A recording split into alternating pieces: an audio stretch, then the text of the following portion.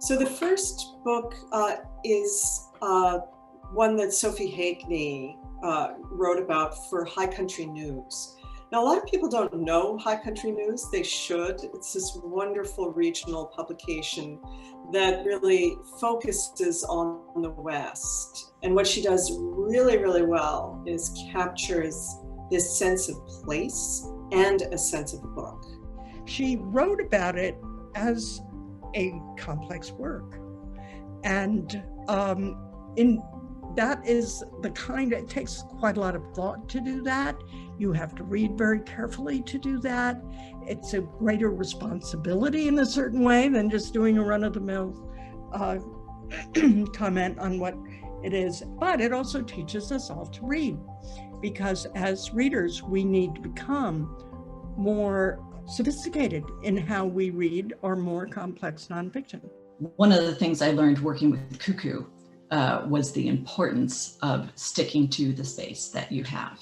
So I think she would have been particularly pleased to see a winner who managed to make the most of the space that she was given and really communicate clearly the importance of this book, the kind of context in which it is being received and being published, and give us just a very clear, strong sense of what her take on the book is.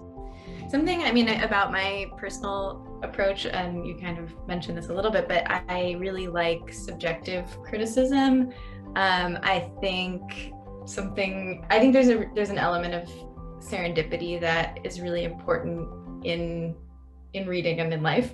And as I was reading this book, I also happened to be rereading one of my favorite novels, which is Marilyn Robinson's Housekeeping. And I really couldn't help but continually notice these overlaps in the prose. Both are sort of set in the American West and describe landscapes that are really sort of harsh in a lot of ways and characterized by these different kinds of erasure.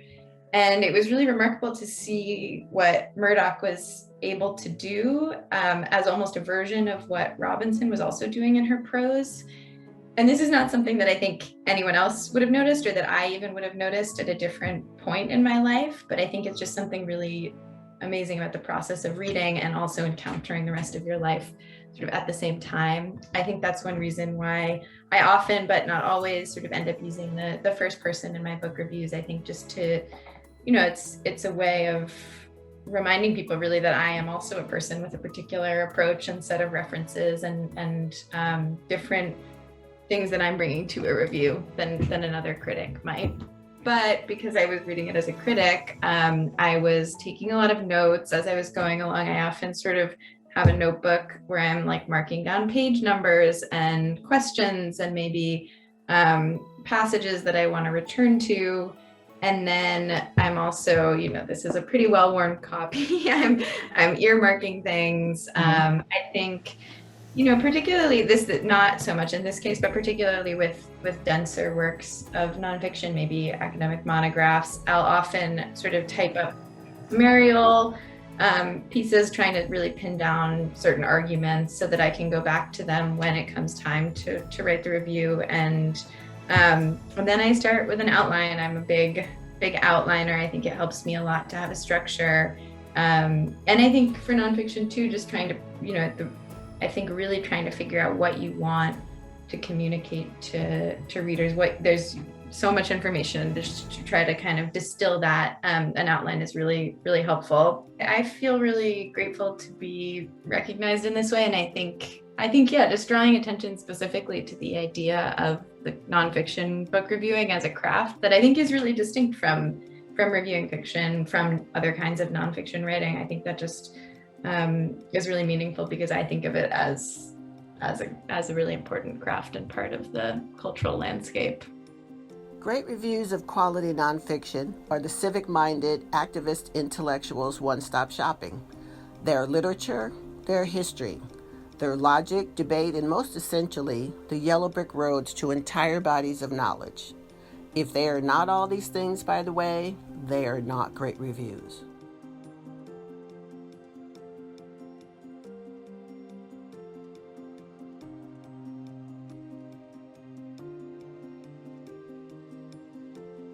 There was a book that got a huge amount of attention entitled White Fragility by Robin DiAngelo. And it was her manifesto on race relations in the US. And it was praised, it was criticized, it was occupied top spots on bestseller lists for quite some time. And so a lot of people wrote about it, and that made Carlos Lozada's review have to meet an even higher bar almost, because it was a very noisy landscape. And again, he wrote just this commanding and searing indictment of this book for the Washington Post. The question of structural racism is one of the most important, maybe the most important question facing society today. There's been a barrage of books on the topic, some of them pretty good, some of them borderline silly, and White Fragility borders on silly. And I was impressed that Carlos Lozada was willing to say so. In the current climate, you're expected not to criticize anything that calls America a terrible place. But you can call America a terrible place, or to be more precise, you can criticize the things that are wrong with America in an intelligent way, or you can be silly, which is what White Fragility is. And Lozada was willing to say so, and I thought that was admirable, and so did the other judges. What he did is talk to us about why the book would be appealing to a certain demographic of white readers, and why that's a problem, and why that actually contributes to the problem of white racism. I know some reviewers or some readers of nonfiction reviews are trying to decide if they want to go out and buy the book that's being reviewed.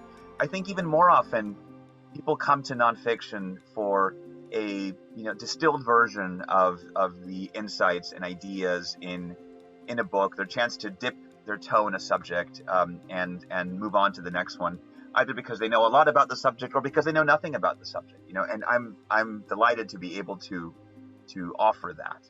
I go through each book multiple times until I've developed a really kind of robust file with quotes and ideas and questions and thoughts about the book. People often ask me if I'm a speed reader or something. It's completely the opposite. And it takes a long time, but at that point I feel like I've really absorbed the book and I'm ready to write about it.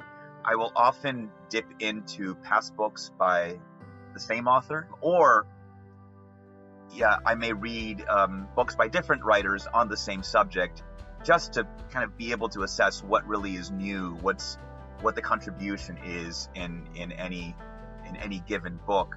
And you're never fully equipped, right? Because in the end, you're dabbling from subject to subject, every week or every time you sit down to write.